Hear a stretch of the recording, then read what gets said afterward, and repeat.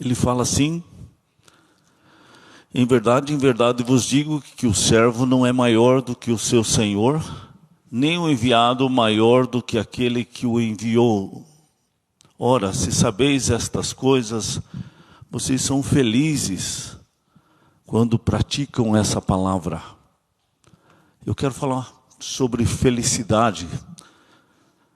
Todo ser humano busca por felicidade, e assim como foi falado o Alisson, luta para não ter medo da morte. Então eu quero falar que essa felicidade é a alegria do Espírito Santo, é fruto do Espírito Santo, e ela está, o ponto principal dela é a sujeição a Deus, e aí Deus traz o contentamento independente da circunstância, como cantamos ou como lemos em outros textos que falam sobre isso. Normalmente as pessoas têm buscado a felicidade em lugares errados, seja no dinheiro ou no que for, como aquele gatinho que está atrás daquela sombra da borboleta e nunca pega a tal da borboleta, mas pula atrás o tempo todo, para lá e para cá, mas está sempre na sombra e não na própria borboleta. Então, as pessoas estão buscando a felicidade, a alegria, no lugar errado. É igual aquela mulher que está com aquele bilhete, que ela chama de bilhete da sorte, e ela grita lá onde tem muita gente, e dizendo: aqui está o teu bilhete da sorte. Só que ela é uma pessoa que está precisando dessa sorte. Então por que ela não pega esse bilhete e tem a sorte? Porque já que ela tem o bilhete, então que ela pegue para si. Então cada um está buscando o seu bilhete da sorte, está vendendo o seu bilhete da sorte, ou como aquele gatinho indo na sombra, mas não na borboleta em si. Quantas pessoas estão buscando a felicidade no lugar errado? Eu lembro assim de 3 ou 4 episódios na minha vida assim que foi falada a mesma frase para mim. Já quando eu tinha uns 14, 13 anos, eu fui visitar o meu primo e uma parente minha, distante, não tinha relacionamento comigo, nem com a minha família. A casa estava vazia, meu primo não estava lá, não tinha como brincar com ele. E quando eu pedi por ele, estava essa minha parente, e ela olhou para mim e disse assim: eu sei quem você é. Eu sei que você não presta. Eu te conheço muito bem. E eu fiquei ouvindo aquilo e voltei e não entendi nada daquela frase. Também eu lembro dela muito bem, mas não entendi até hoje. E não fez muito sentido para mim. E também nunca vi com muito bons olhos aquela minha parente. E ficou aquela frase no ar. Depois que vim aqui para Chopinzinho, de algumas famílias assim que a esposa começou a estudar a Bíblia e o marido não, eu ouvi de um marido, ouvi de um namorado, de uma menina da igreja, também essa mesma frase: eu sei quem você é. Eu sei que você não presta. Eu te conheço. Você não me engana. Então são frases que vieram e eu fui até associando com o outro. Deu 4 vezes. Também nunca entendi por que essas frases vieram contra mim. Mas aí eu vi que já era uma coisa mais séria do que naquela época, quando eu era bem novo. Aí eu vi que também era uma coisa no mundo espiritual. Eu vi que tinha a ver com ataques do diabo, fazendo suas acusações. Então, a felicidade que eu quero dizer, ela está em que você sabe quem você é. Você sabe que você é amado de Deus. E você sabe que Ele cuida de você, que Ele te ama, que Ele te protege. Então, se eu não presto, então eu sou lavado, sou comprado pelo sangue de Jesus. E Ele torna uma pessoa que não presta numa pessoa que presta.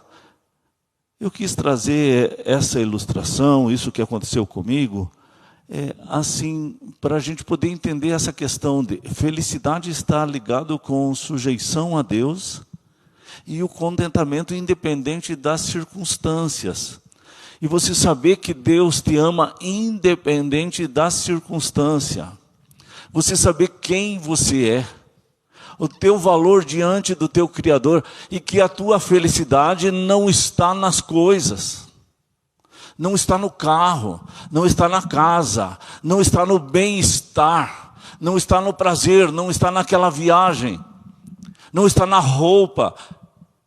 Jesus mesmo disse assim, os gentios é que procuram todas essas coisas, lá em Mateus 6:32, quando ele está falando assim da ansiedade do ser humano, sobre determinadas coisas, quanto o que ele vai comer, o que ele vai se vestir, aonde ele vai dormir, e que ele está muito preocupado com isso. Ele está dizendo assim, os incrédulos é que se preocupam com todas essas coisas, porque aquele que sabe quem é, e sabe que pertence ao Deus Criador do céu e da terra, Deus cuida. Deus vai estar com ele sempre. A palavra de Deus diz aos seus amados, ele os dá enquanto dormem. Jesus disse assim, vocês valem muito mais do que um passarinho. Vocês valem muito mais do que tudo, porque Jesus deu a sua vida por você. Ele diz assim, todos os fios de cabelo estão contados. Não vai cair uma pessoa dos filhos dele sem que Deus esteja junto quando cair. Então, a ansiedade, por isso, nesse sentido, quando a gente está ansioso por coisas materiais, ela é muito clara a sua natureza pecaminosa, porque colocamos a confiança nessas coisas, quando Deus está dizendo assim, não são essas coisas que te atribuem valor. E não são as coisas que você faz que te atribuem valor, mas aquilo que Jesus fez por você. O que atribui valor a você é quem mora dentro de você. Então, por isso, assim, que eu vejo a importância desse versículo, onde eu estava lendo e me chamou a atenção. Ele diz assim, em verdade vos digo que o servo não é maior do que o seu senhor, nem o enviado maior do que aquele que o enviou. E se você sabe dessas coisas, ele diz assim, você é feliz, você é bem-aventurado, há felicidade no teu coração. Mas o que tem uma coisa a ver com a outra? Tem. Não importa se você é o servo, se você é o escravo, não importa essas coisas, porque essas coisas não lhe atribuem valor. Você não é mais e nem menos por ser um servo, por ser um escravo, se lá no exército a pessoa é um soldadinho ou se é o general. Aos olhos de Deus não há essa distinção, porque essas coisas não atribuem valor.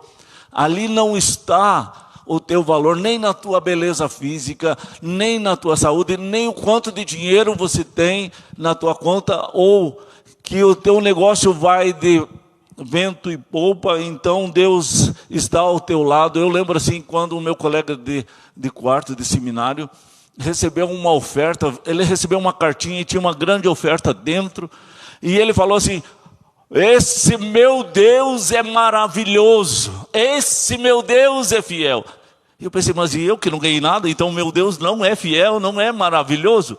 Deus é maravilhoso, independente se você ganha a oferta, se você não ganha a oferta.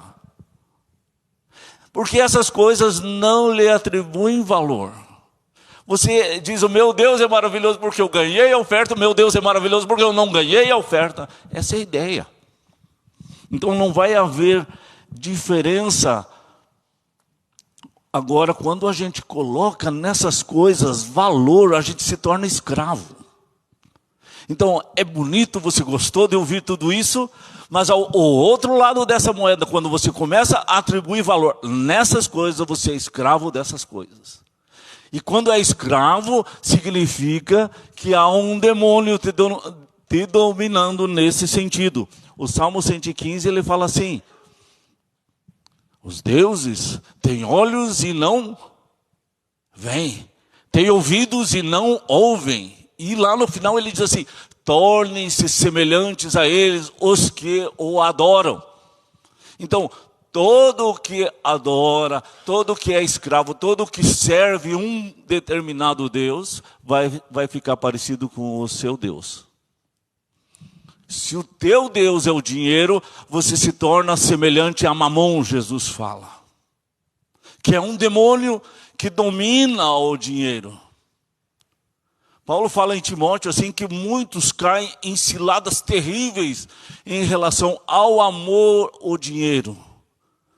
Em amar o dinheiro, em achar que a alegria está no dinheiro, que o sucesso está no dinheiro, porque com o dinheiro eu pago o médico, com o dinheiro eu encho o tanque do carro, eu preciso do dinheiro. Quantas brigas nas casas acontecem em família, entre irmãos, por causa de herança, por causa do dinheiro. Porque o nosso coração, ele é ganancioso e ele diz assim: o amor ao dinheiro é idolatria.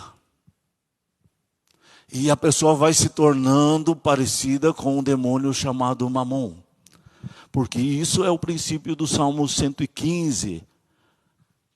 Aí Paulo alerta: cuidado com as ciladas desse Deus cruel. Você precisa ser senhor do dinheiro. E o dinheiro não pode ser teu senhor. Se ele te domina, isso é escravidão. E isso é uma coisa demoníaca. Então, ele precisa te servir, você não pode servir.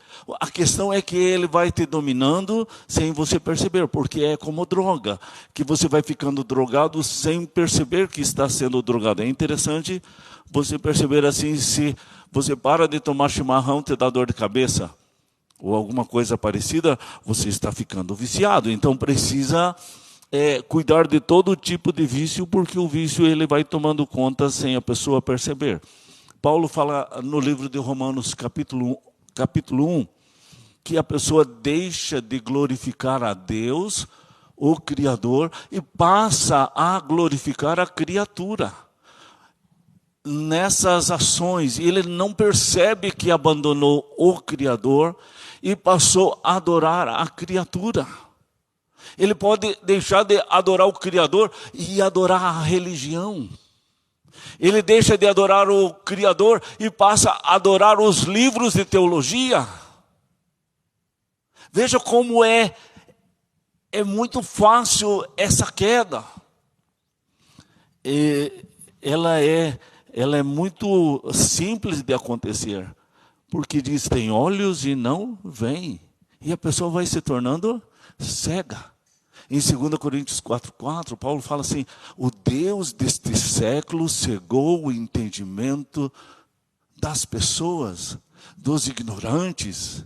É só deixar de ter um relacionamento com Deus, já a sua mente vai ficando cega e deixa de glorificar a Deus como seu Deus e passa a adorar a criatura no lugar.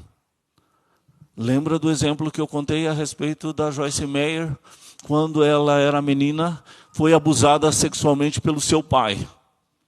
Isso já é um trauma enorme. Aumentou porque ela viu assim que sua mãe fazia pouco caso sobre isso, encobria isso, não dava importância para esse acontecimento. Ela quis que a sua tia, que não tinha filho nenhum e era bem de vida, cuidasse dela, mas a tia não cuidou.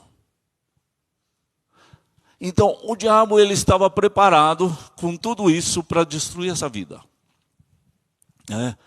Encher de vergonha, encher de culpa, destruir. Vem com essas coisas dentro de casa.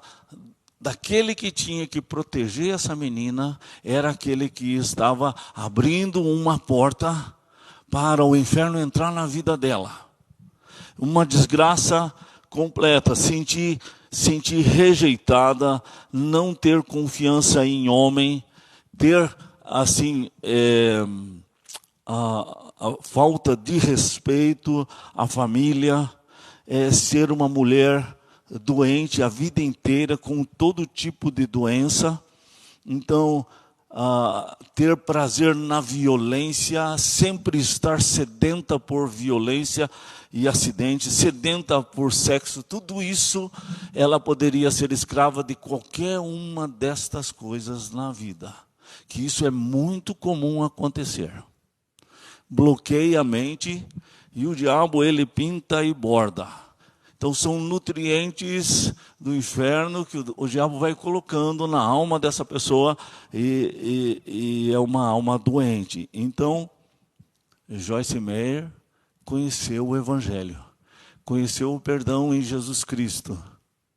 E ela conta, como eu já falei aqui, que na velhice do pai, da mãe e dessa tia, ela cuidou por muitos anos dos três. E ela diz assim que ela cuidou dos três com alegria. Não como uma coisa forçada, não como uma coisa obrigatória, não como um sacrifício, mas ela tinha prazer em cuidar. Isso é um milagre de Deus. Ela se tornou uma terapeuta, uma preletora. Ela fala sobre cura interior, a cura desses traumas, desses problemas, a vida inteira dela. Tem mensagens dela na internet de sobra, você pode procurar. E ela sempre vai estar falando sobre esses traumas que as pessoas passam, que as mulheres passam, que os homens passam. Então, Deus reverte os males em bem. Uma desgraça, e aí a pergunta, o que você vai fazer da desgraça? Então quando diz o versículo ali, o servo não é maior do que o seu senhor, nem o enviado maior do que aquele que o enviou, parece que você podia pensar assim, mas não tem sentido que o pastor Marcos está pegando esse versículo. Tem sim. Foi exatamente isso que Adão sofreu e Eva. Eles não aceitaram aquela posição que Deus tinha dado de simplicidade, de tanta inocência. Eles tinham capacidade para decorar milhares de coisas, eles tinham muita capacidade intelectual, mas eles eram muito simples. E eles chegaram a um tempo que eles ouviram a voz da serpente, das trevas, e acendeu essa vontade de querer algo mais.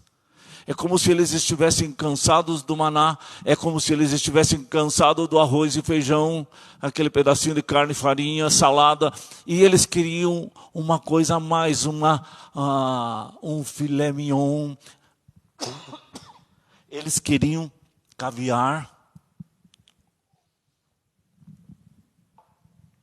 E qual é o mal de querer uma coisa melhor? Mas a falta do contentamento é pecado.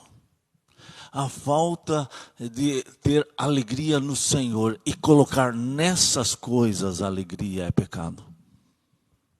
Então, para aquele que é escravo, ele estava alegre, e aquele que era senhor dos escravos, que era do Senhor Jesus, também era alegre. Aquele que tinha pouco era alegre, aquele que tinha muito era alegre. Porque essas coisas não lhes atribuíam valor. Nem o muito saber e nem o pouco saber. Não é porque a pessoa tem um carro inferior ao do outro que ela é inferior. Ou porque o trabalho dela é mais árduo, mais difícil, mais na terra, mais sujo, que é inferior. Porque essas coisas não lhe atribuem valor. O celular melhor não atribui valor. Ah, mas ela é tão lindinha, não tem ruga nenhuma, é linda. essas coisas não atribuem valor. O valor não está na beleza exterior, mas na beleza interior. Então, o que você vai fazer numa situação de desgraça, assim como nesse exemplo da Joyce Meyer? Por quê? Porque quando a pessoa coloca valor nessas coisas, a pessoa se sente rejeitada e ela vai ter dificuldade de enfrentar uma desgraça, uma dificuldade que lhe aconteceu. Então, a pessoa acaba fazendo um culto a essa desgraça, levanta um altar a essa desgraça todo dia, pensa todo dia sobre isso e fica pensando, e se transforma um monte na sua vida, e aí traz assim toda uma dificuldade emocional.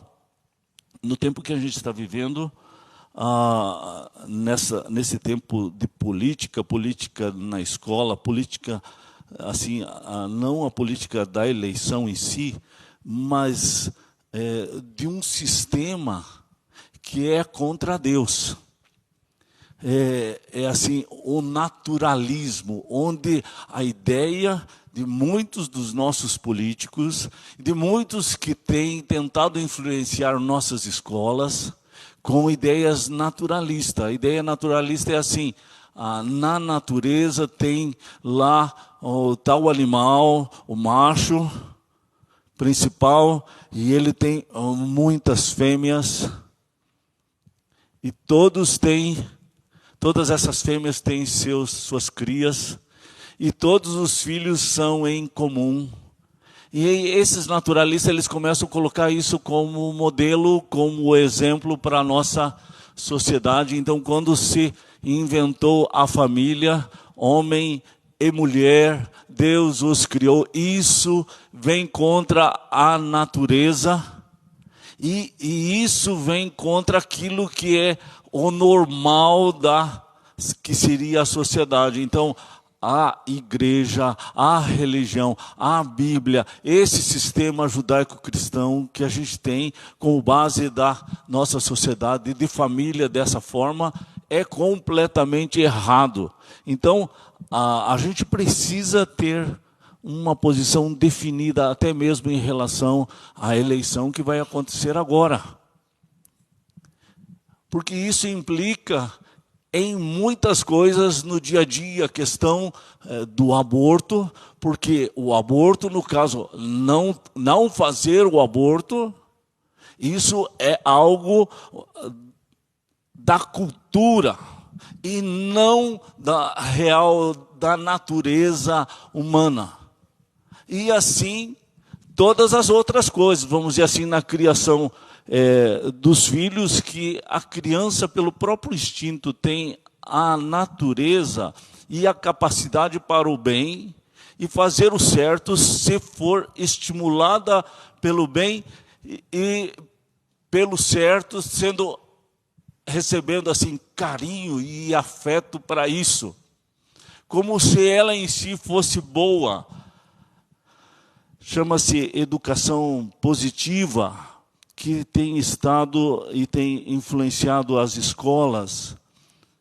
Não existem regras e nem limites pré-estabelecidos. O conceito de obedecer e respeitar os pais não é encorajado nessa educação positiva. Por quê? Porque não é assim que funciona. Não, ele não pode ficar debaixo desses dogmas da religião, da sociedade, da cultura. Precisa ser rompido esses elementos. É interessante, quando eu estudei lá em Recife, a gente ia para o interior de Pernambuco, numa cidade chamada Lagoa do Carro. Uma cidade muito pobre, de crianças muito pobres. Naquela época, isso era lá em 83, gente. Boa parte daqui nem tinha nascido nessa época. Mas o que acontecia lá? Os homens da cidade iam trabalhar nos canaviais. E eles passavam uma temporada trabalhando nos canaviais, e eles voltavam para lá depois de muitos meses, mais de 6, 7 meses, eles voltavam. Eles nunca voltavam para a mesma mulher.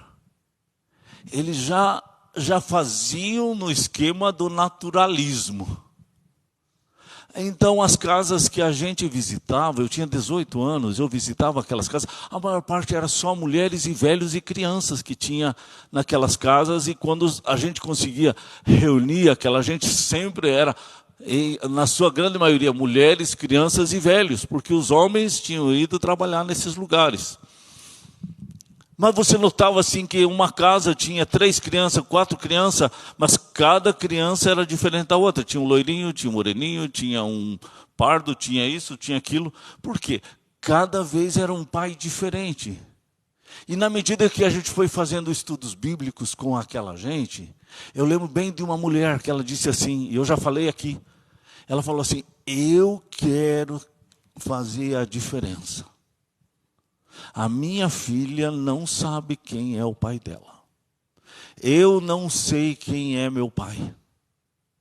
A minha mãe não sabe quem é o pai dela. A minha avó não sabe quem é o pai dela.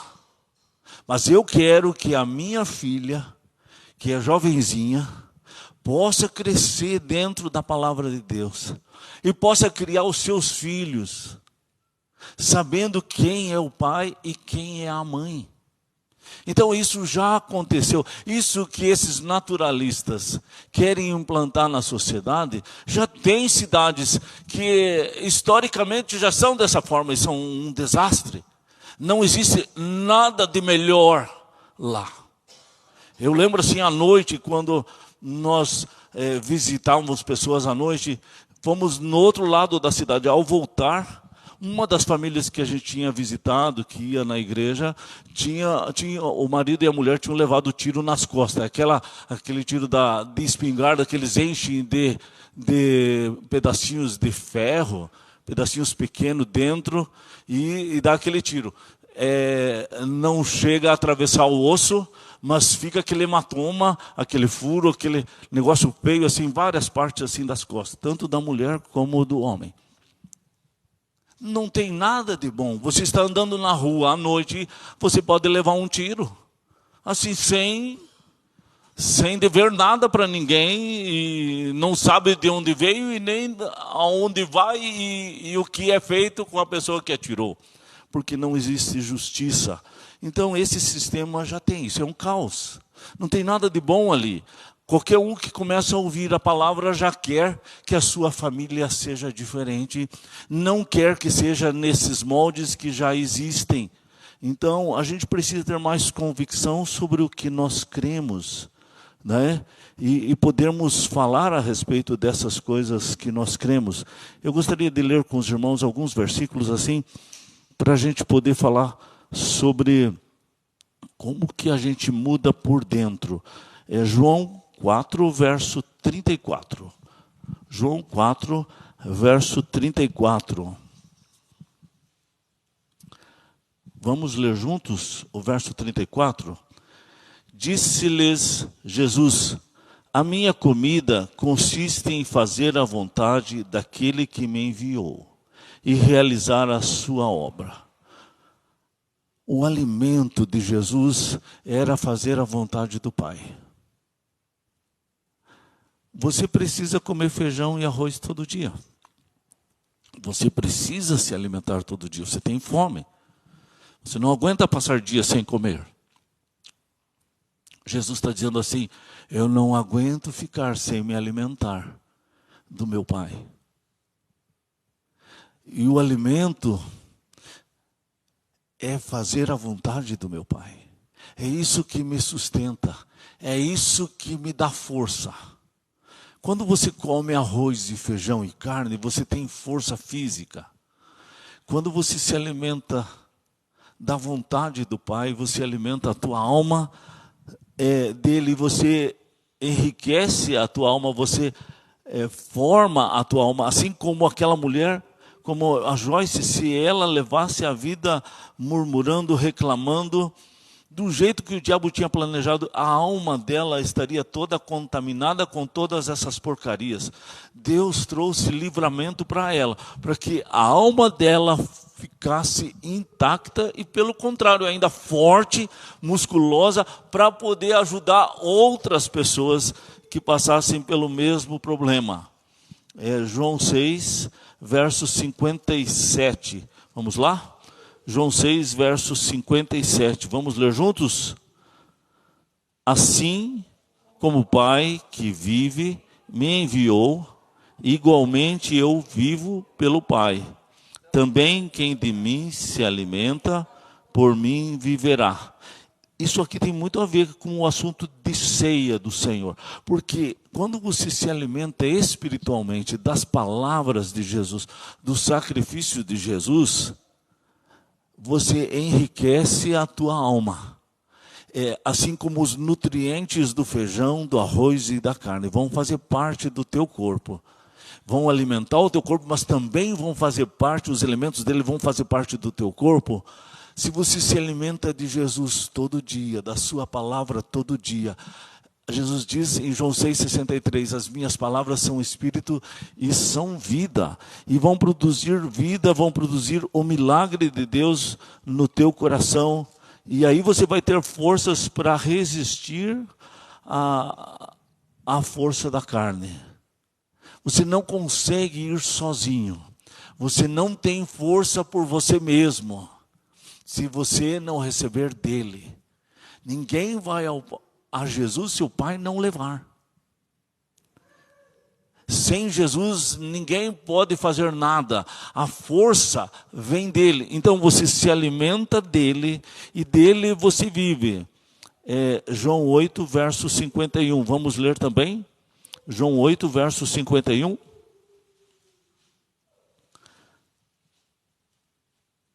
Em verdade vos digo, se alguém guardar a minha palavra, não verá a morte eternamente. Ele está garantindo que aquele que tem a sua palavra, que guarda a sua palavra no seu coração, na sua vida, não verá a morte. Deus vai ressuscitá-lo. Pense assim, quando você faz essa boa semente, é assim como se você abençoasse alguém com palavras de bênção. Quando você abençoa alguém com as palavras de vida eterna, você faz o plano de salvação para aquela pessoa, e aquela pessoa se converte. Deus diz assim, quando você ajuda alguém a se libertar dos seus pecados, você cobre multidões de pecado. Tudo isso funciona como um efeito bumerangue, porque tudo que você faz em relação a Deus volta para você em forma de bênção para você. É assim que aconteceu nesse caso que eu estava falando da Joyce Meyer. Quando a pessoa vive o rancor, vive a mágoa, isso volta como doença para o seu corpo. Quando a pessoa perdoa, trata, deposita na cruz de Cristo, volta para si como bênção. Quando aquela pessoa que, através do teu testemunho, da tua paciência, da tua longanimidade, ela se livra dos seus pecados e é coberto multidões de pecados, essa pessoa também vai abençoar você na sua vida e vai abençoar outras pessoas, porque sempre volta como um efeito tipo de rebote do bem, assim como o diabo, as trevas, faz um efeito de rebote para o mal. Sempre o efeito daquilo que é de Deus volta como bênção. Então ele te dá nutriente para a tua alma, para que você não seja anêmico na tua alma e tenha forças e resistências para vencer as tentações, né? Então aí você só precisa saber quem é que está alimentando a tua alma. Do que você está se alimentando? Do que você enche a tua alma? Se são só as horas que você está no domingo à noite, ou se todos os dias você tem se alimentado e tem enriquecido a sua alma de Deus, da sua palavra. Jesus diz, a felicidade vem disso. Você vai ser feliz. Você sabe que o servo não é maior do que o seu Senhor. Se Jesus lavou os pés dos seus discípulos, e ele não achou isso inferioridade, porque lavar os pés dos seus discípulos para ele não diminuía ele, e nem atribuía valor para ele, nem para mais e nem para menos, mas que para ele tinha prazer em lavar os pés dos seus discípulos. E ele disse, se eu fiz isso com vocês, vocês devem fazer isso com os outros, mesmo que tenha chulé, mesmo que tenha complicações, mesmo que é uma pessoa chata, difícil, complicada, mas ele diz assim, vocês são felizes se praticares. Ele diz assim, vocês são felizes se vocês forem mansos e humildes. Vocês são felizes quando vos injuriarem, quando mentirem, disserem todo mal contra vós, quando vos perseguirem. Ele diz assim, vocês são felizes. Então a felicidade de Deus não está no bem-estar, no dinheiro, numa viagem, num passeio maravilhoso. Está nele, independente da circunstância, mesmo que você está sendo perseguido, ele diz, vocês são felizes. Paulo fala em Filipenses 4, que é a paz de Deus, que excede todo entendimento, que guarda a tua mente. Guarda a tua mente da ansiedade, guarda a tua mente das preocupações, da dor. Ele fala assim, entrega as tuas preocupações, as tuas ansiedades para Ele. Ore a Ele, conte o teu problema para Ele, não fica contando por aí afora, não publique isso na internet, não fale para as pessoas, fala com Deus do teu problema, da tua mágoa, do teu ressentimento, da tua dor, da tua decepção. O Salmos 27, ele fala assim, se você fica muito indignado, isso pode te causar dano. Então, foge disso. Vai te fazer mal, entrega isso, cante louvores, põe música da palavra de Deus para você ouvir o dia inteiro, isso vai enriquecer você, a tua alma, e o que importa para nós é a nossa alma, amém?